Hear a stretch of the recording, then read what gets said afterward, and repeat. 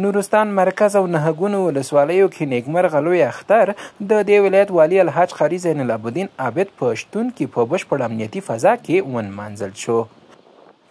نورستان چې په هیواد کې د خپل طبیعي ښایست له امله په ملي پارک شهرت لري، سږکال هم د زرګونو سیلانیانو شاهد دی چې د دې ولایت مرکز او نهګونو ولسوالیو کې اختر په بشپړه امنیتي فضا کې ونمانځل شو. له اختر نه وړاندې قدرمن والي صاحب له ګډو ځواکونو سره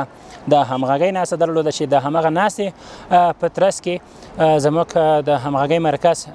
قومندان صاحب د دې ترڅنګ د استخباراتو مسؤلین، د پولیسو، د خاصو قطاعاتو ځواکونو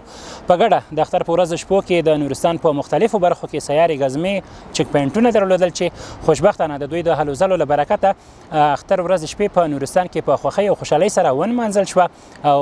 موږ بیا هم خپلو ولسونو ته دا ډاډ ورکوو چې امنیتي ځواکونه د دوی اولادونه دي او 40 ساعته به دوی په خدمت کې وي. اختر 3 ورځې کې الحمدلله کوم امنیتي پیښه هم نه لرو، نو مسافرین چې کوم د نور ولایتونو نه راغلي دي نو هغوی هم امن فضا سره دلته خپله وخت تېروي او دغه علاقه کې دا شنه علاقه ده او دلته چکر د پاره راځي، نو لله الحمد، نو کوم دوی ته مشکل هم نه رسیږي. بل لور ته د نورستان اوسیدونکي او یاد ولایت ته راغلي سیلانیان د نورستان والي الحاج قاري زین العابدین عابد د ښه رهبریت او د امنیتي مسؤلینو له هلو ځلو څخه د مننې ترڅنګ خوشحاله دي چې اختر یې له خپلو کورنیو څخه لرې او له خپلو ولسونو سره یو ځای تیر کړ. واقعا د دولت د چارواکو څخه ډیره مننه. واقعا موږ په دومره ښه خوښۍ سره راغلي یو چې دا احساس موږ بیخي هېڅ هېرولی نه سو. دوی زموږ سره ډېره ښه رویه کړې ده، ډېر ښه ژوند یې کړی دی چې پر هر ځای راځو دوی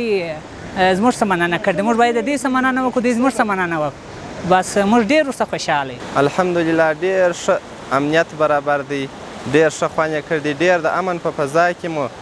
دا میلې پیل لري، جریان لري.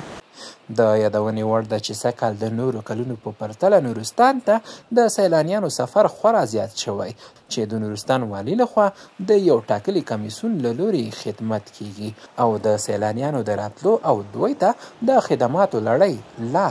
روانه ده.